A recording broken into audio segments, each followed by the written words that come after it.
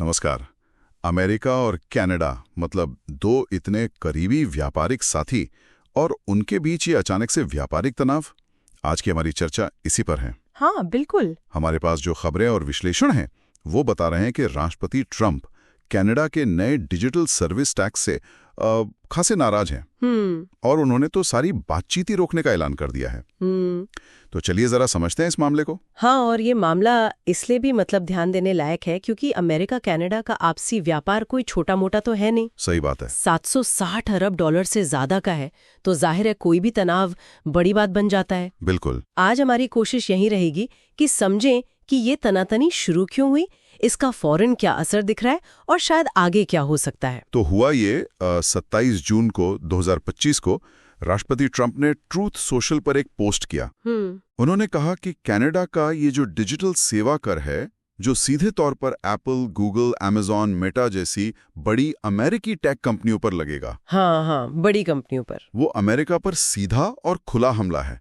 और ये भी कहा कि हफ्ते भर में कनाडाई सामान पर टैरिफ लगा देंगे। यहाँ एक दिलचस्प बात ये भी है, मतलब कि कनाडा ये 3% टैक्स जल्दी लागू करने वाला था। अच्छा। और कमाल की बात यह है कि इसे 2022 से लागू किया जाना था, मतलब रेट्रोएक्टिव। क्या 2022 से? मतलब पिछला हिसाब भी? हाँ बिल्कुल, पिछले समय से। और प्रधानमंत्री मार्क कार्नी के दौर में रिश्ते कह सकते हैं ठीक ठाक ही चल रहे थे। शांत थे काफी हद तक। हाँ, पर इस एक कदम ने जैसे माहौल गरमा दिया है। और कुछ विश्लेषण ये भी कहते हैं कि ये सिर्फ टैक्स की बात नहीं है शायद। अच्छा, और क्या हो सकता है? मतलब दुनिया भर में जो बड़ी टेक कंपनियों को रेगुलेट करने की, काबू में करने की कोशिशें चल रही हैं, ये उसका भी हिस्सा हो सकता है। और ट्रंप प्रशासन इस पर काफी संवेदनशील है। अच्छा, तो ये रेट्रोएक्टिव वाली बात तो वाकई पेचीदा है। और जैसे ये खबर आई, बाजारों में भी थोड़ी हलचल दिखी है ना? हाँ बिल्कुल। अमेरिकी शेयर बाजार जैसे S&P 500 और नैस्डैक वो शुरुआत में नीचे आए।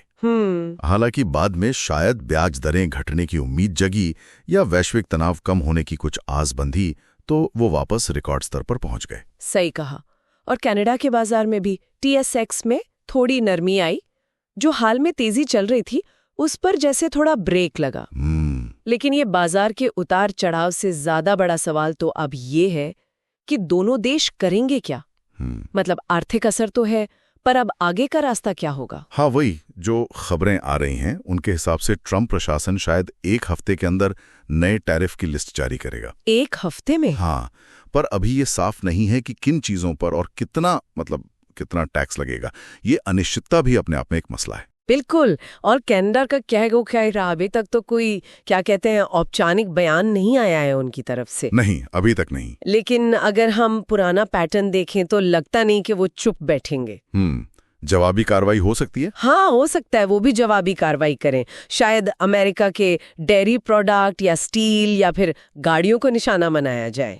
तो ये एक तरह का जैसे को तैसा वाला मामला बन सकता है। बिल्कुल, वो खतरा तो है ही। ये जानना भी दिलचस्प है कि इस एक विवाद के अलावा अमेरिका दूसरे व्यापारिक मोर्चों पर भी सक्रिय है। हाँ, ये भी जरूरी पॉइंट है। जैसे चीन के साथ वो दुर्लभ पृथ्वी खनिजों, रेयर अर्थ मिनरल्स पर बातचीत जारी है। हाँ। और खबरें ये भी हैं कि ट्रंप प्रशासन सितंबर 2025 तक कई और व्यापार समझौते निपटाने की उम्मीद कर रहा है। हाँ, और ये पहलू कहानी को और दिलचस्प बनाता है। मतलब एक तरफ कनाडा जैसे सबसे करीबी सहयोगी से तनाव बढ़ रहा है, दूसरी तरफ चीन जैसे प्रतिद्वंदी से बातचीत भी चल रही है और दूसरे समझौते भी पाइपलाइन में हैं। सही कहा।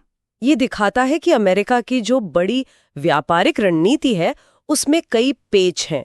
वो एक साथ कई घोड़ों पर सवार है, ऐसा कह सकते हैं। तो कुल मिलाकर अगर देखें तो तस्वीर ये बनती है कि दो पुराने दोस्त, दो करीबी साथी एक खास मुद्दे पर आमने सामने। हाँ। लेकिन इसके पीछे वो बड़े वैश्विक व्यापारिक समीकरण और रणनीतियां भी काम कर रही हैं। बिल्कुल। और ये पूरी स्थिति हमें एक बुनियादी सवाल पर सोचने को मजबूर करती है ना? हाँ, कौन सा सवाल? कि जैसे जैसे ये डिजिटल इकोनॉमी बढ़ रही है, क्या इस तरह के एक तरफा डिजिटल टैक्स जो देश अपने अपने हिसाब से लगा रहे हैं, क्या ये भविष्य में देशों के आपसी व्यापार और सहयोग में एक स्थायी रुकावट बन सकते हैं? अच्छा, हाँ, ये एक बड़ा सवाल है। हाँ, भले ही अमेरिका कनाडा का मौजूदा झगड़ा सुलझ भी जाए, पर यह सवाल तो बना ही रहेगा। ये वाकई आगे सोचने वाली बात है।